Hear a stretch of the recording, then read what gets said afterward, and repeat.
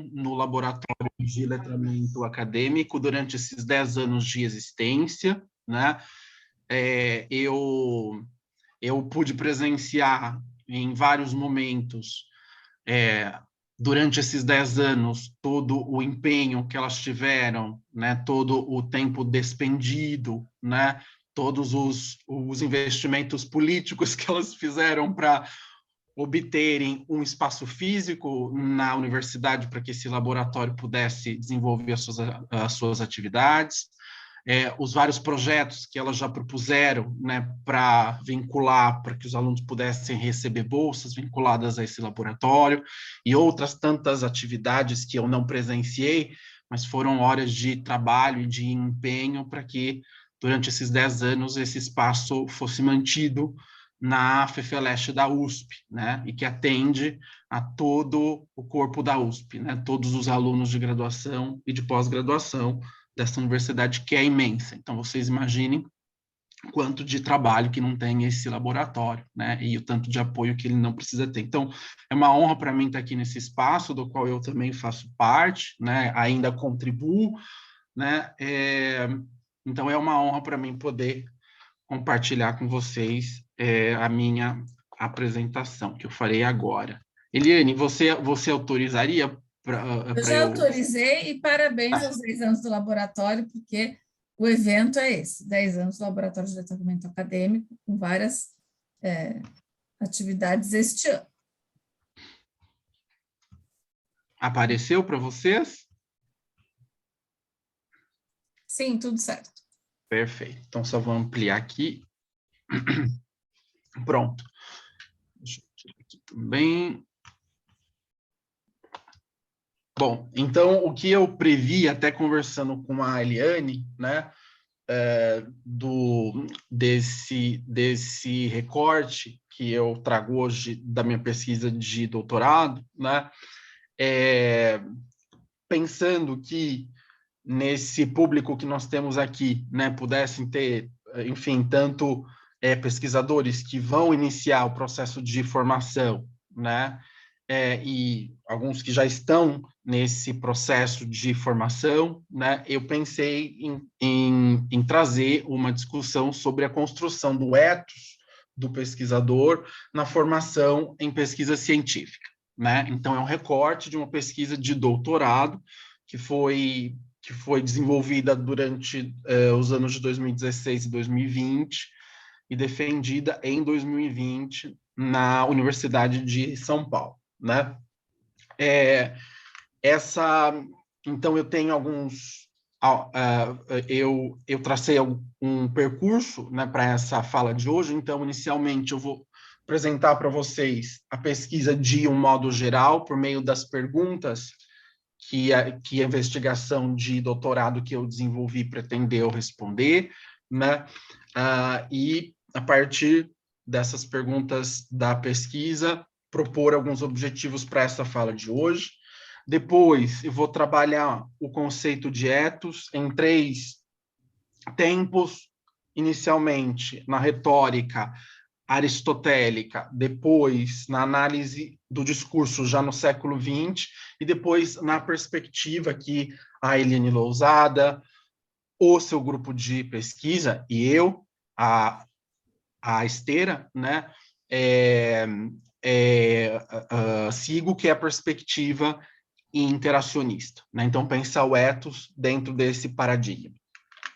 Em seguida, eu vou expor como foi a metodologia das análises na pesquisa de doutorado, né, para vocês entenderem de modo geral, e trazer algumas análises, alguns excertos de análise para a gente pensar a construção do ethos desse pesquisador. E aqui, quando eu falo ethos, eu já esclareço que eu estou falando dessa persona, dessa postura, desse papel social de pesquisador. Como que os textos, a linguagem, né, permite que a gente consiga enxergá-lo, ver como ele vai surgindo, se desenvolvendo, né?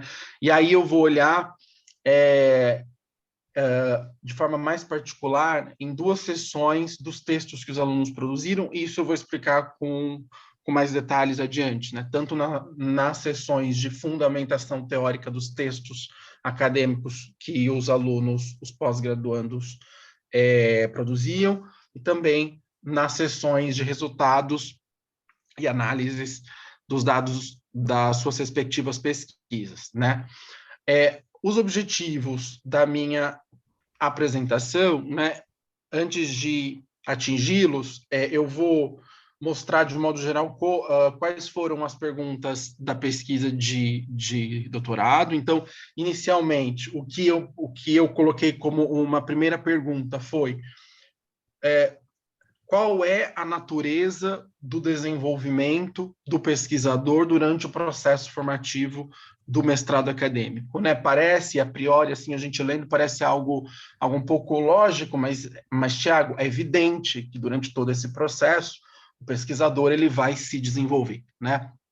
Mas eu quis olhar isso, né, do ponto de vista da linguagem, né, ou seja, esse pesquisador passa por um processo como interação com um pesquisador experiente, que é o seu orientador, ele vai escrever textos, né, ele vai ter que reelaborar conceitos por meio da escrita. Então, ou seja, tem um material de linguagem que pode revelar algo, né, a mais sobre o desenvolvimento desse pesquisador, né? Então, essa primeira pergunta, embora pareça óbvia, né, mas qual é a natureza, pensando na linguagem, do desenvolvimento desse pesquisador durante o processo formativo do mestrado, né? E a segunda questão, então, seria como que os gêneros textuais, os textos, as marcas discursivas e linguístico-discursivas fornecem pistas para a gente compreender esse desenvolvimento, né? Então, aqui é uma centração na linguagem e no que a linguagem pode mostrar desse processo de formação, desse processo de desenvolvimento.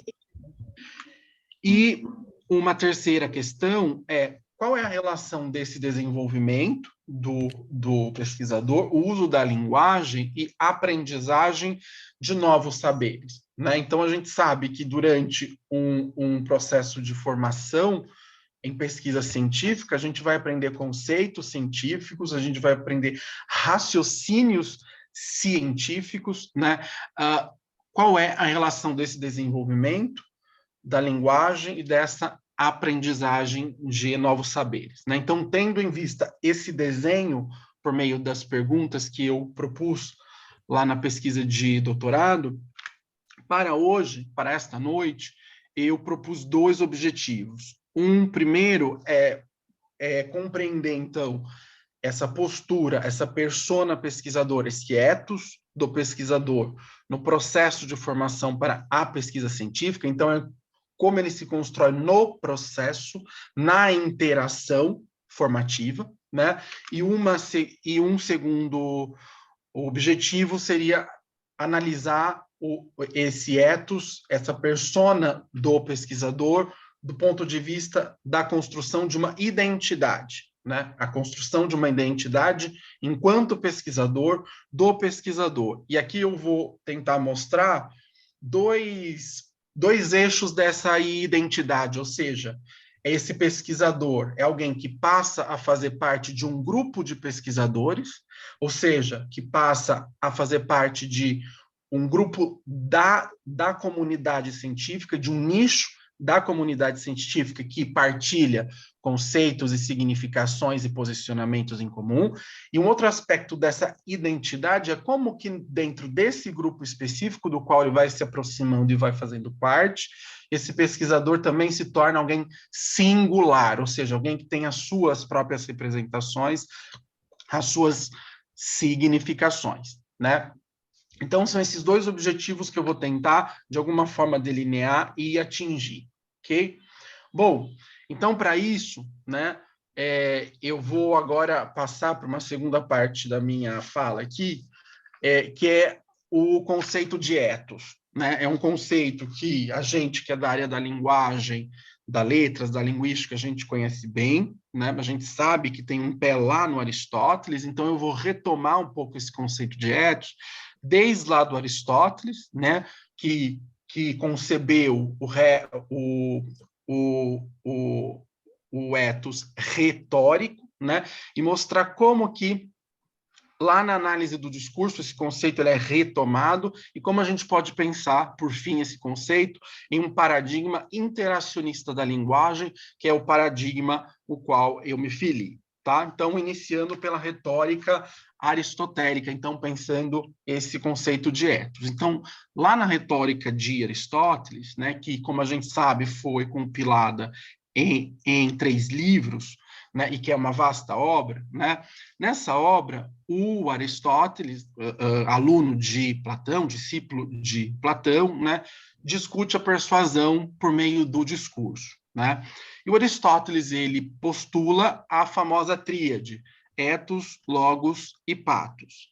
Para Aristóteles, a retórica, sendo esta entendida como uma arte, não se aplica a um gênero pré-determinado, uma vez que tem a função de descobrir os meios de persuasão para qualquer questão dada. Com isso, afirma que as provas de persuasão são próprias da arte da retórica e são de 3 espécies as fornecidas pelo discurso: as que residem no caráter moral do orador, o ethos, as que se pautam no modo como se dispõe o ouvinte, que é o pathos, e, por último, as que, por meio do próprio discurso, estão ligadas ao que este demonstra ou parece demonstrar, o logos, que é o discurso em si. Né? Então, para o Aristóteles, persuade-se por meio da postura do caráter, né? Quando o discurso é proferido de tal modo que deixa a impressão de o orador ser digno de crédito. E o Aristóteles diz: porém necessário que esta confiança seja resultado do discurso e não de uma opinião prévia sobre o caráter do orador, pois não se deve considerar sem importância para a persuasão a probidade do que fala. Aristóteles, então, ele se distancia dos retóricos gregos à sua época, né, que entendiam que o ethos não contribuía para a persuasão, né, para a argumentação. O orador que mostra em seu discurso um bom caráter parece mais digno de crédito aos olhos de seu auditório. Né? Então, o ethos para o Aristóteles, né, que é como o orador se coloca no discurso, o modo como ele assume uma postura, né, é a primeira e mais importante prova de persuasão. Aristóteles afirma que o discurso não deve ser apenas digno de crédito, mas o orador deve, do mesmo modo, mostrar certas características para que o interlocutor seja preparado favoravelmente e apresente certo estado de espírito, né? Dito isso, 3 são as virtudes que o Aristóteles delimita, que ele julga fundamentais para que o orador consiga construir bem uma certa postura, um certo caráter. Né? Ele coloca lá 3.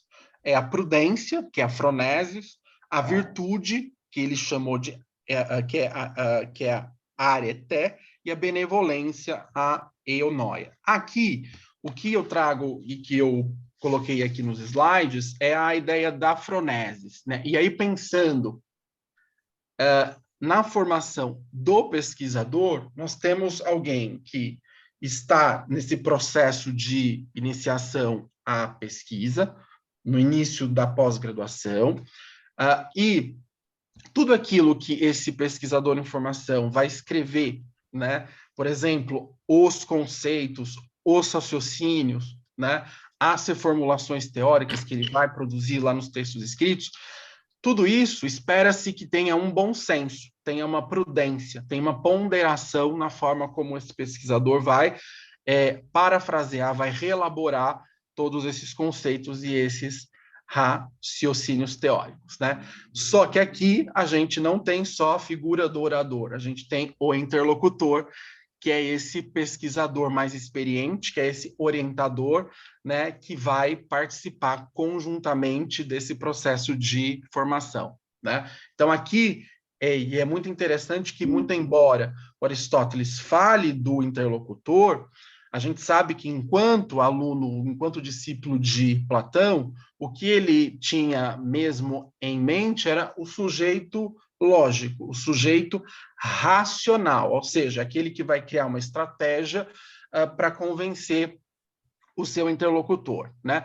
No entanto, né, o nosso paradigma aqui, agora a gente vai avançando mais um pouco aqui nesse conceito, o nosso paradigma, ele é um paradigma da linguagem, né? Então, não é algo unilateral, né? É algo da interação. Como que esse interlocutor vai receber todas essas informações, toda essa reformulação teórica dos conceitos e assim por diante, né? Então, aqui a gente já tem que pensar na figura do pesquisador, informação, e de um pesquisador experiente para pensar a interação discursiva em si, né? Então, assim, eu passo, né, para a concepção de ethos, né, na análise do discurso, e aqui eu vou trazer dois analistas, né, que é o professor Dominique Menguenot e a professora Ruth Amossi depois em seguida, né? Por que vai ser importante trazer o professor Menguenot aqui?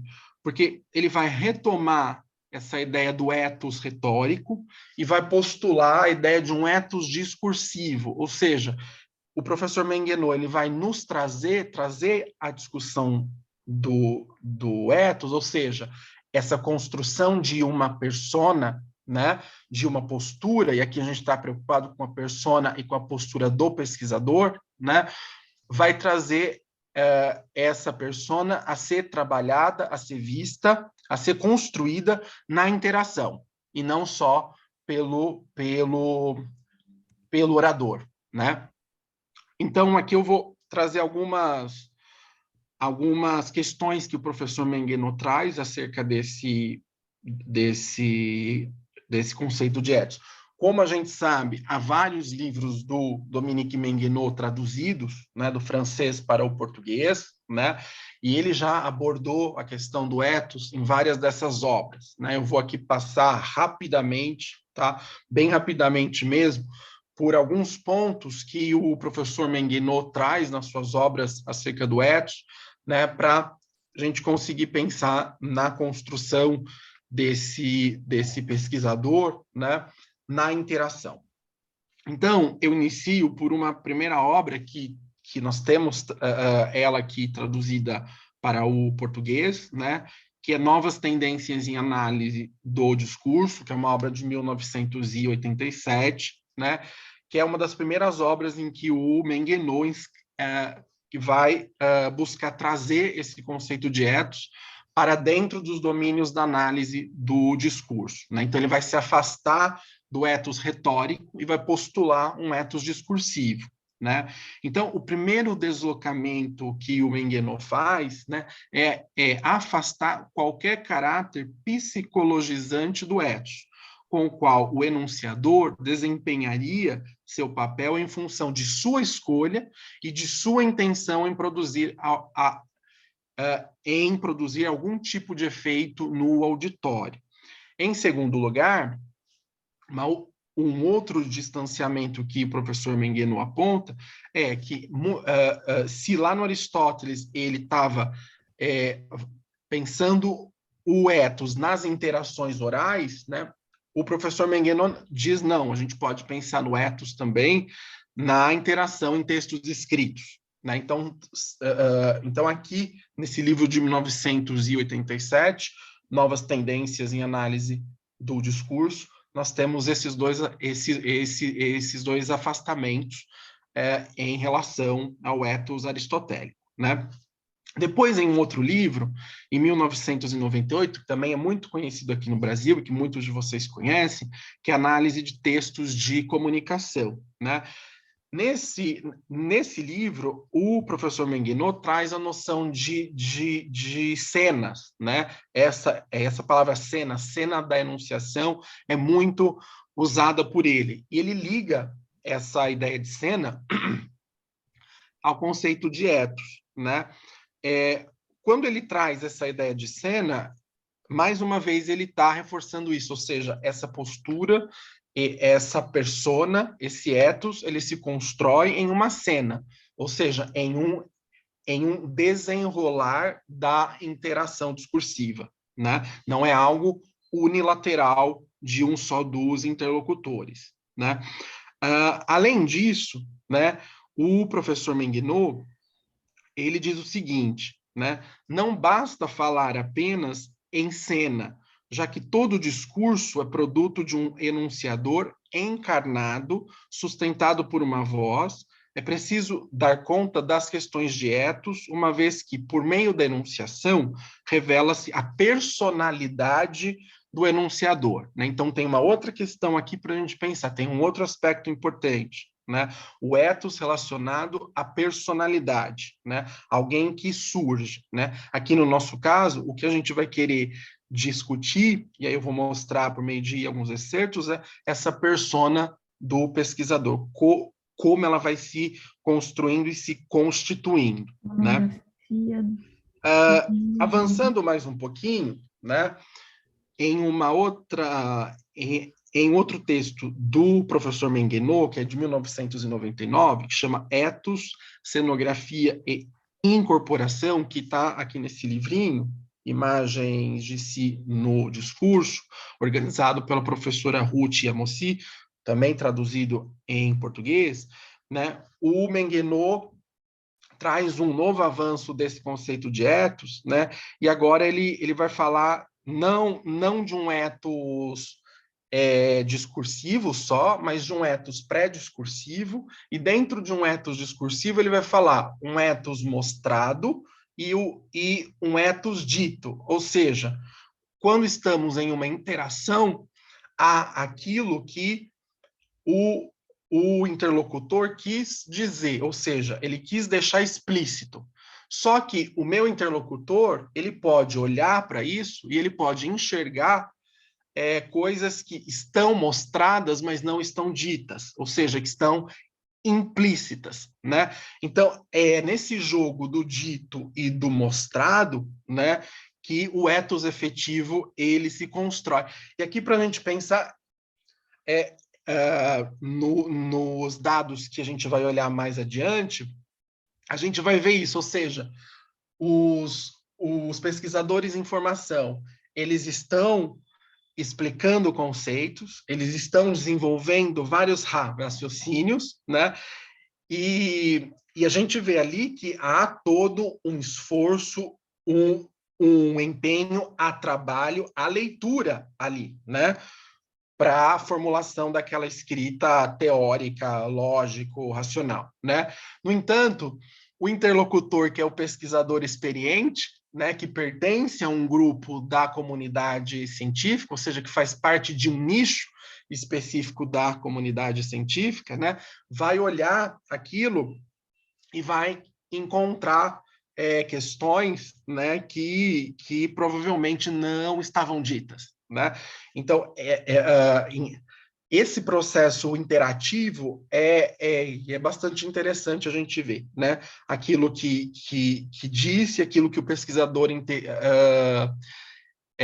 mais experiente, né, que domina certos conceitos e que representa um nicho, um grupo da comunidade científica, vai entender e vai comentar. Então, esses aspectos dos comentários e das intervenções para a nossa pesquisa foi muito importante, isso a gente vai ver lá na metodologia, né? Então, aqui, essa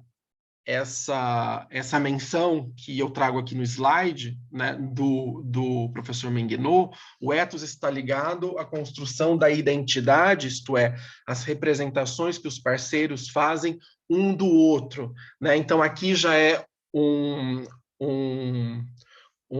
texto do professor Menguinot de um outro livro que também temos aqui traduzido para o Brasil, que é Cenas da Enunciação, né, em que ele vai também discutir a questão do ethos e aqui trazendo essa questão da identidade, ou seja, o ethos está ligado à construção da identidade, isto é, às representações que os parceiros fazem um do outro, né? Então, esse pesquisador em formação tem as suas representações sobre os conceitos, a sua pesquisa, aquilo que ele está fazendo, e tem o interlocutor, o pesquisador experiente, que é representante de um nicho, de um grupo da comunidade científica, né? Que vai olhar e que vai comentar essas representações, né, por meio dos textos, à luz das suas próprias representações, né?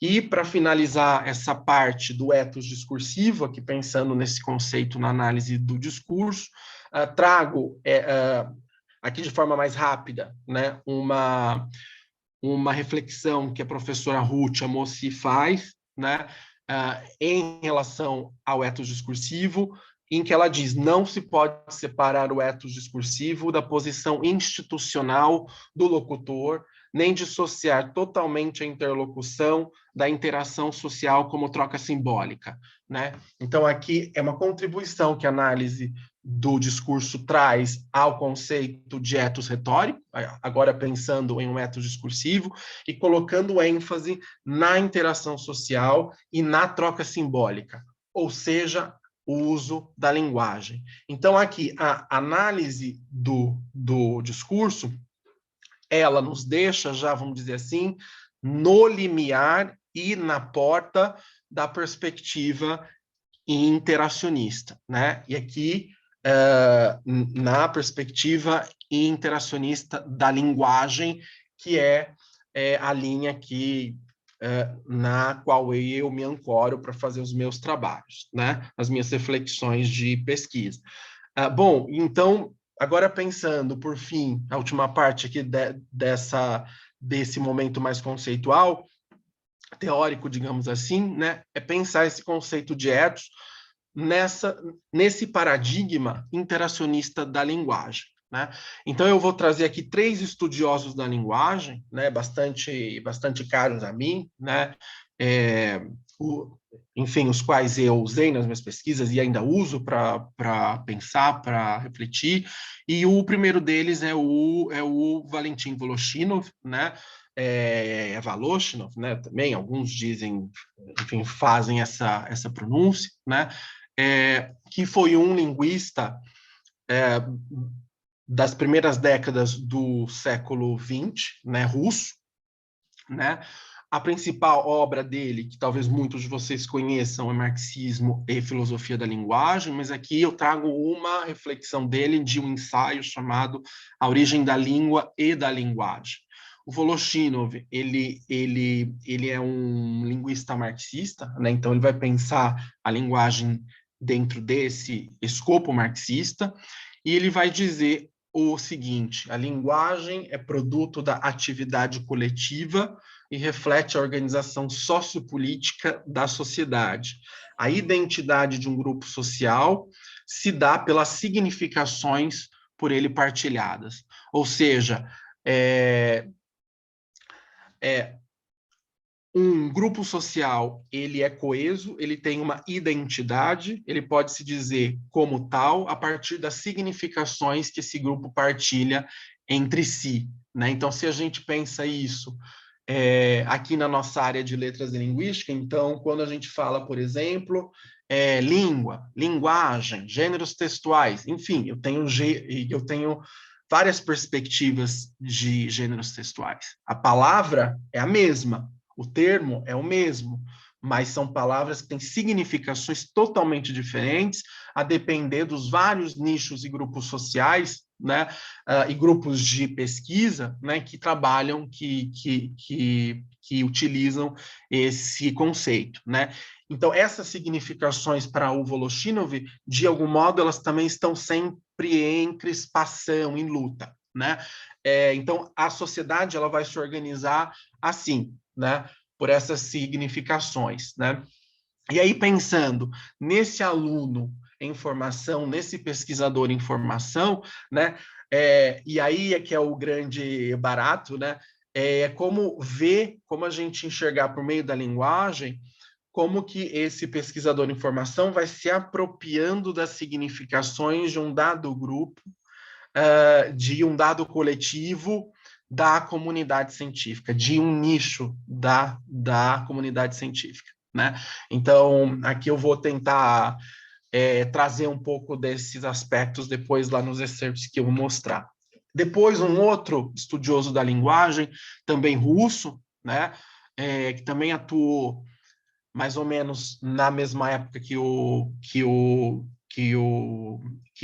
Voloshinov, né, que é o Levi Vygotsky, que muitos de vocês conhecem, que é muito conhecido no âmbito da pedagogia, dos estudos em educação, né, e da psicologia também, né, mas foi um grande pensador da linguagem, né.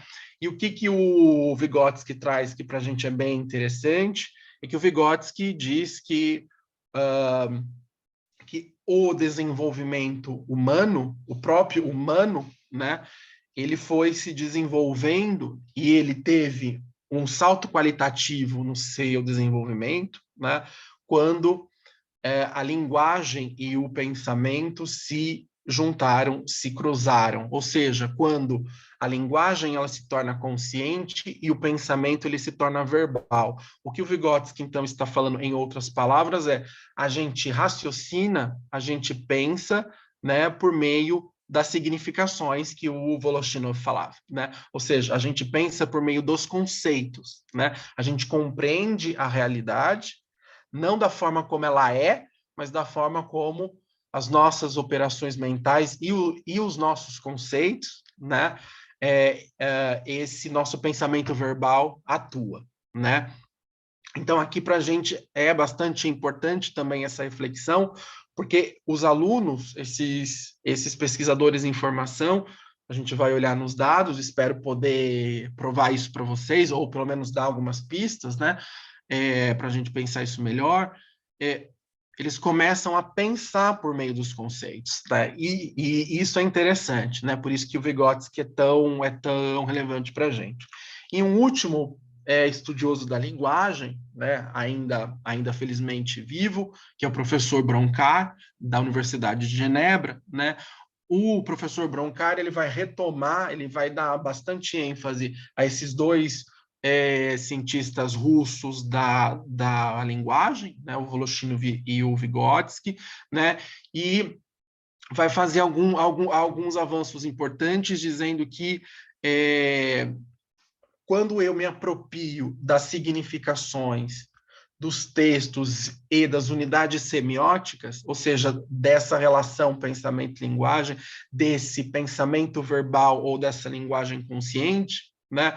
Isso propicia essa interiorização de novas significações, ela propicia transformações no psiquismo individual. Ou seja, não é só uma mudança da forma de pensar, mas é uma mudança de como a pessoa se comporta, como ela se coloca como grupo, como ser humano, né? Então, vejam, são três pesquisadores, né? São grandes pesquisadores que vão dar essa ênfase forte na linguagem, né?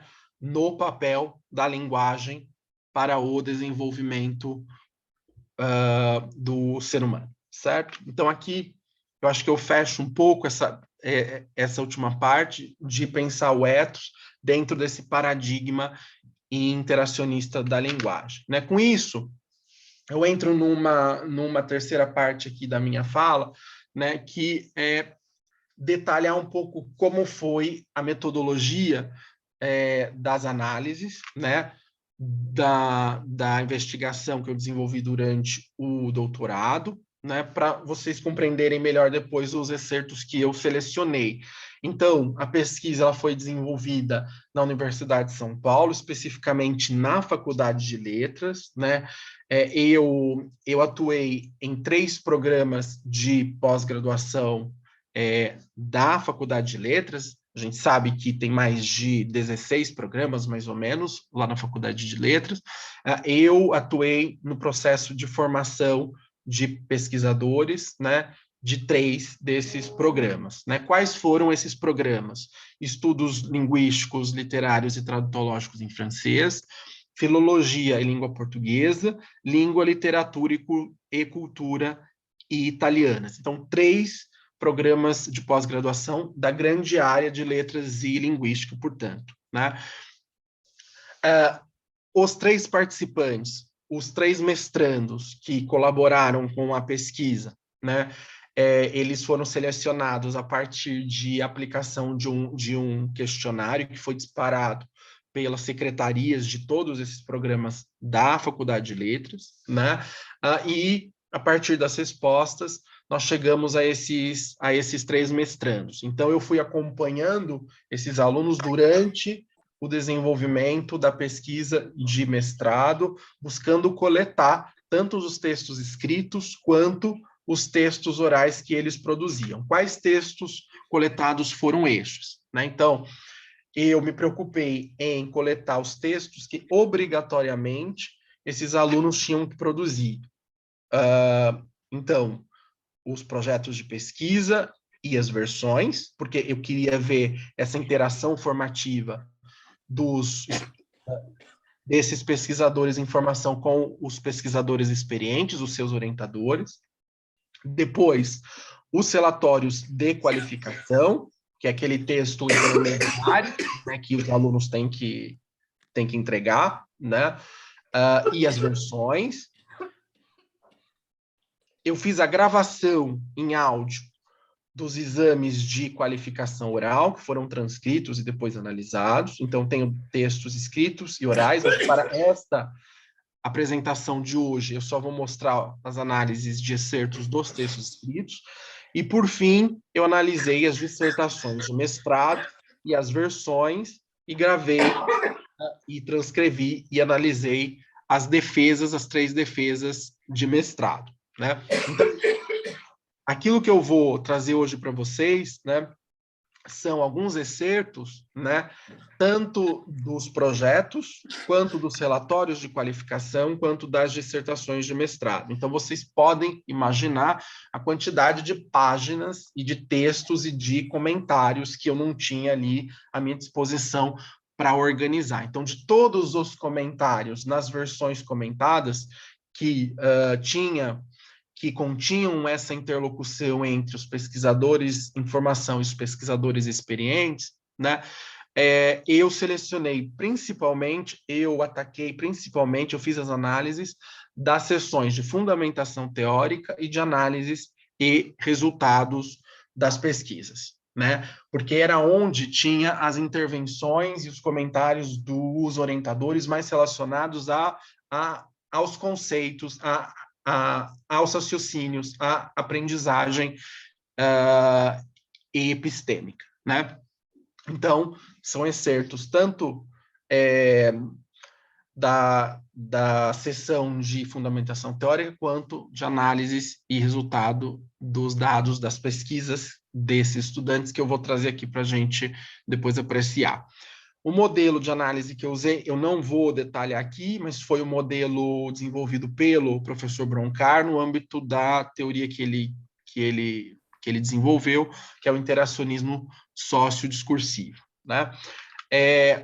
Como eu não vou atacar os dados orais nesta fala de hoje, né, eu gostaria de sugerir, se for o interesse de alguns de vocês, né, que olhassem o e-book produzido pelo Laboratório de Letramento Acadêmico, e-book este organizado pela professora Marília e pela Eliane Lousada, né, que está aqui conosco hoje.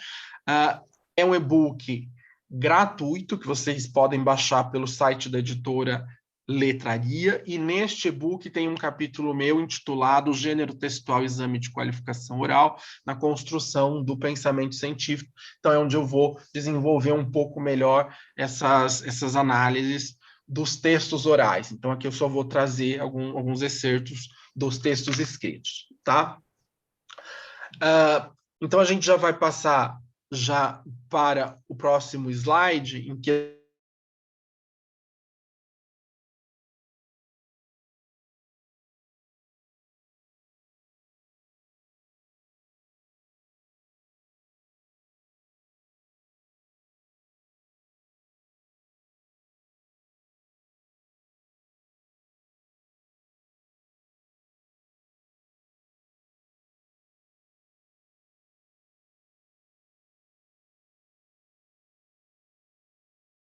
conjunto estão fazendo esses comentários verbais sobre essas representações que são passadas, enfim, que são vistas por meio da escrita teórica dos alunos, né? Então, há um investimento desses pesquisadores experientes para adequar essa escrita teórica dos estudantes a determinada teoria, ou seja, as representações e as significações de certo grupo da comunidade científica, né? Então, a gente vê alguns raciocínios ainda lógicos de uma abstração menor. Abstração menor no sentido de que ainda estão distanciados das significações que um determinado nicho de pesquisadores entende, né? Então, esses comentários dos orientadores, então, buscam especificar, ou seja, trazer, dar mais especificações acerca desses conceitos, né? De modo que eles se aproximem do que, de fato, eles devem se aproximar. Então, é como se esses comentários tivessem uma função de recategorizar esses conceitos e aproximá-los, né, às significações, às representações de um determinado grupo, né? Então, pensando no ethos do pesquisador, então, dessa postura e dessa identidade de pesquisador em formação, a gente pode ver que nesse momento inicial, por meio dos projetos de pesquisa, né, a gente tem um distanciamento, ou seja, a gente tem uma busca. Esse pesquisador ele está buscando se aproximar das significações e das representações partilhadas por um grupo acadêmico, por um grupo que partilha de conceitos e de saberes e de significações em comum. Então, aqui a gente vê, de fato, uma identidade em construção, né? Bom, agora passando para algumas análises, alguns excertos, nos relatórios de qualificação, então aqui a gente já está na metade do processo de formação do mestrado, né? Aqui a gente vai ver também alguns comentários dos orientadores nas exposições teóricas, né, dos estudantes, só que, diferentemente daquelas duas anteriores e de várias outras que eu analisei, né, lá na minha pesquisa, aqui a gente vai ver que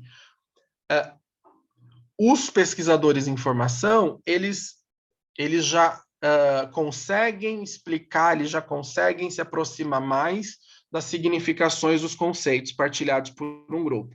No entanto, há um aspecto, há um atributo, né, nessa explicação que o orientador ainda tem que ajustar. Então, por exemplo, aqui, um exemplo da pesquisa da estudante 2, ela está explicando, né, a noção de situação extralinguística lá na perspectiva da semiolinguística que ela usa.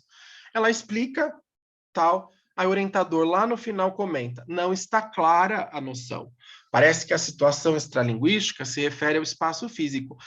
É só isso mesmo? Então, veja, ele não disse que a explicação está inválida, né? Ele entende como algo próximo ao conceito de situação extralinguística, mas tem um aspecto aí que ainda falta, né? E aí é interessante, quando a gente passa para a versão final, o modo como a estudante, face a esse comentário, relabora o seu texto escrito, aqui a gente vê que ela cita o autor, o livro e a página, ou seja, esse comentário do orientador tem um aspecto de fazer com que essa aluna volte aos textos teóricos, releia, estude novamente, né, busque entender melhor o conceito, para que se aproxime, para que ela consiga se apropriar melhor e aprender e expor por escrito esse conceito de uma forma mais fidedigna, digamos assim, segundo uma certa perspectiva teórica,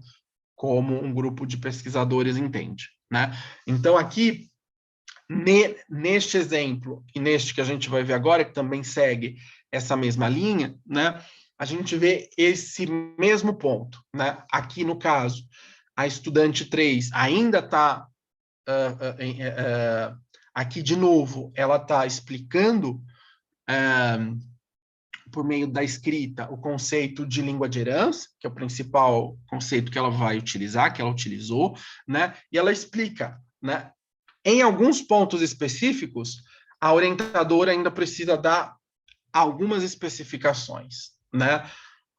Ela precisa fazer alguns acréscimos para que essa explicação desse conceito de língua de herança fique redondinho, digamos assim, ou seja, ele fique mais próximo do que um grupo de pesquisadores entende e partilha do significado de língua de herança, né? E aí, na versão final, a estudante, enfim, acata esses acréscimos e reformula essa explicação teórica, né? Então, por esses dois exemplos aqui, e eles seguem dezenas de outros que eu analisei, né?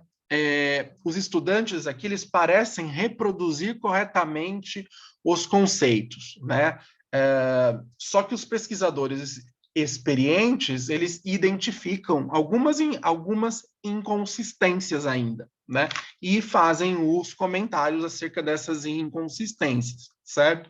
Então, aqui, a gente está lidando com alguns pseudoconceitos. Eu não trouxe essa noção aqui para a gente pensar, né, mas vem a partir do Vygotsky também. O que são esses pseudoconceitos? Ou seja, parece que é o conceito verdadeiro, mas tem algum aspecto ali ainda que falta ser ajustado, né, para que, de fato, aquela explicação de fato esteja em conformidade com o que um determinado grupo da comunidade acadêmica entende como um conceito verdadeiro, né? Então, aqui, nesse momento intermediário, a gente vê que o ethos do pesquisador em formação parece estar mais próximo das representações de determinado grupo da comunidade científica em relação àquele momento inicial que a gente viu lá nos projetos de pesquisa, né? Bom, então agora eu vou mostrar alguns excertos pensando no que eu encontrei na seção de análises dos resultados dos relatórios de qualificação e das dissertações. Eu encontrei alguns aspectos de linguagem parecidos, analisando os excertos das sessões de análise dos resultados das pesquisas, tanto nos relatórios de qualificação quanto nas dissertações. A única diferença foram as quantidades. Então, eu encontrei mais desse aspecto que eu vou apresentar para vocês em seguida nas dissertações do que nos relatórios, né? Então, aqui é um quadro que vai trazer alguns desses apontamentos de um modo geral, né? Então, aqui eu trago 3 excertos, né? Cada excerto da pesquisa de cada um desses 3 estudantes. Esses excertos, como eu falei, foram retirados da seção de análises e resultados, né? Especificamente dessa parte, né? E o que a gente vê aqui, de um modo geral? A gente já vê que toda essa aprendizagem epistêmica dos conceitos, né? Todo esse investimento que os pesquisadores experientes fizeram, os comentários, as reformulações dos alunos, os alunos voltaram aos textos teóricos, releram, etc., né? Para se aproximar das significações partilhadas, né? Por um grupo de pesquisadores, um grupo teórico, né?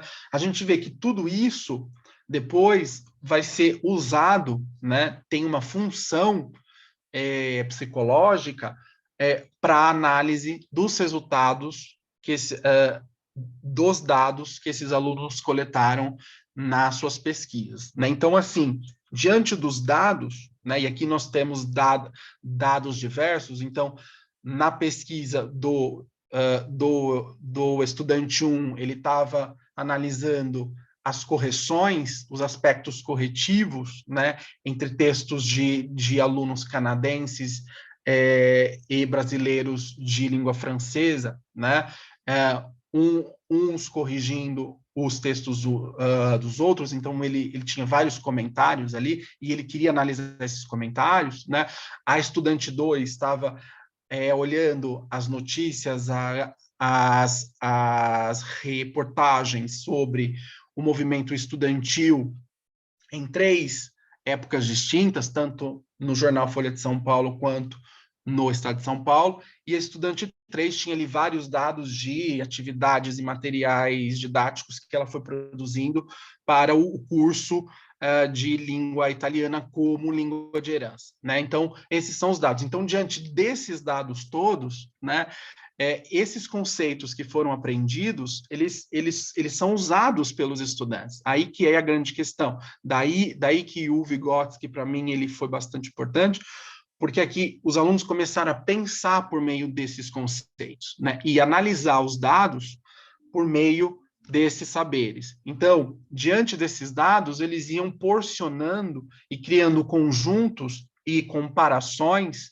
estabelecendo raciocínios comparativos entre esses dados das suas respectivas pesquisas e iam analisando esses dados e esses conjuntos, né, por meio dos conceitos. Então, aqui, no primeiro exemplo, no excerto 5, a gente vê que tem um comentário corretivo, né, que o aluno, por exemplo, vai discriminar esse comentário corretivo e vai analisá-lo, né, por meio de um conceito, né? Então, é como se esse conceito tivesse servindo para formar, para formar esse conjunto específico de análises. E isso traz um distintivo em relação aos outros comentários que ele encontrou.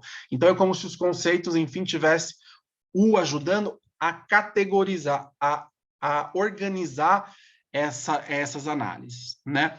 Aqui no excerto 6, a gente vê que a estudante, ela discrimina dois trechos, né? 3 e 4, é assim que ela chama, e ela usa um conceito da linguística sistêmico-funcional, que é processos materiais, para olhar especificamente esses 2 exemplos, ou seja, ela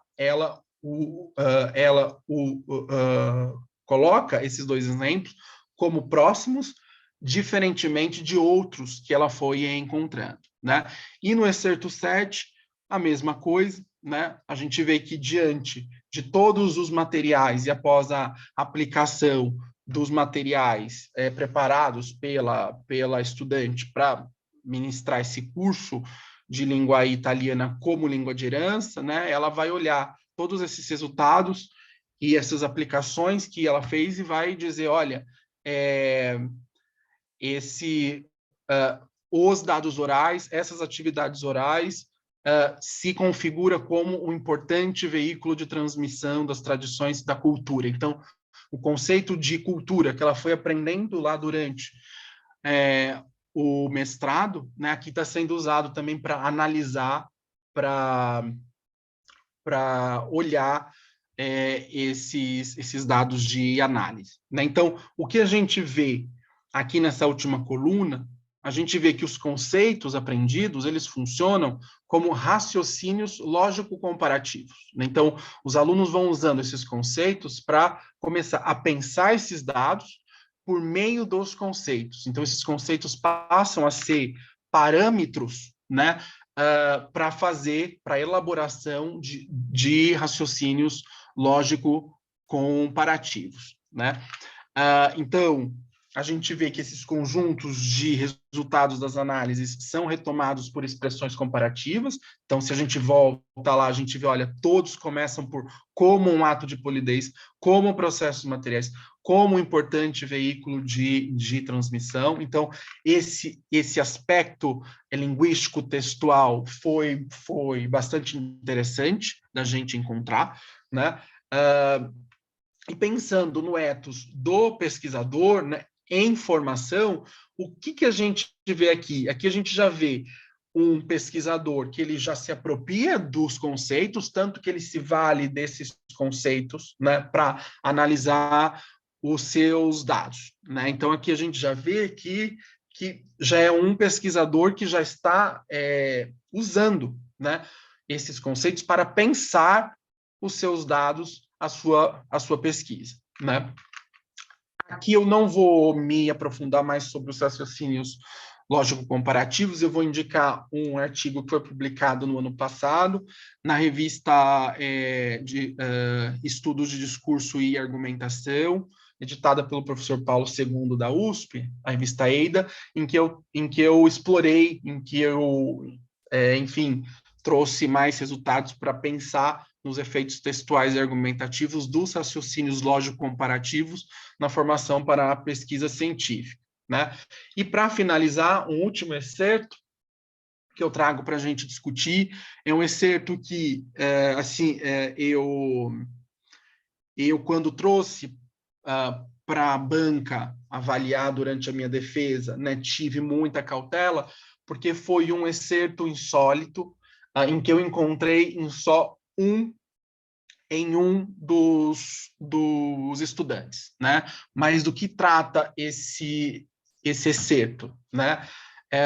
Que eu acho ele importante para a gente pensar nesse outro aspecto do ethos do pesquisador, ou seja, não é uma identidade de alguém que pertence a um grupo só, ou seja, que começa a partilhar de significações, de saberes e de conceitos de um mesmo grupo da comunidade científica, mas é alguém que dentro desse grupo também começa a propor novas significações, ou seja, eu tenho uma identidade não só de grupo, mas uma identidade dentro de um grupo específico. E eu acho que esse excerto permite com que a gente pense nessa questão, né, para que pelo menos a gente pense. Então, aqui, o que nós temos? Aqui nós temos um excerto lá da seção de análises e resultados da dissertação de mestrado de um estudante, que foi o estudante 1.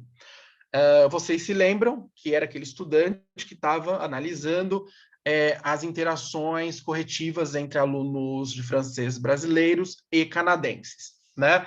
Então, ele estava ali analisando como que esses alunos corrigiam os textos uns dos outros, né? Quais eram as informações, o que eles escreviam para mostrar esses aspectos corretivos, né? Então, na coluna à esquerda, a gente tem o que o aluno escreveu lá na dissertação de mestrado.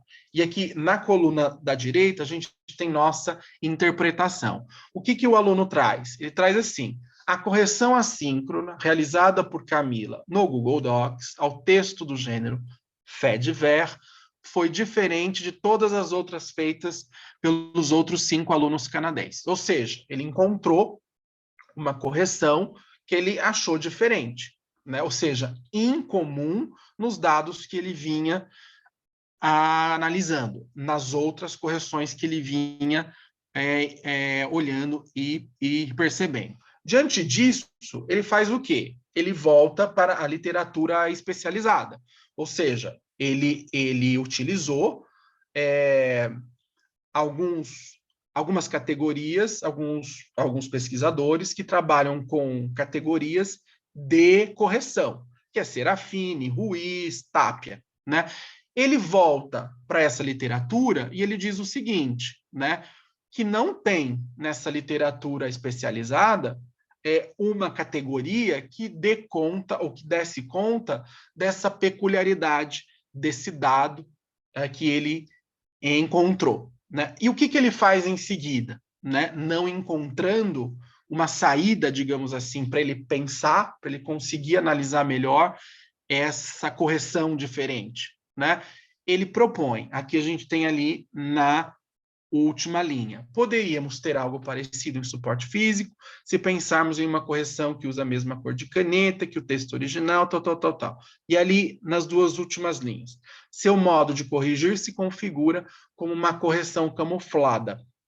Veja que ele coloca essa correção camuflada entre aspas. Quando eu me deparei com esse dado, eu falei, bom, ele deve ter já explicado o que é a correção camuflada segundo essa literatura especializada que vai trazer várias categorias de correção que ele usou. Serafini, Ruiz, Tapia, etc.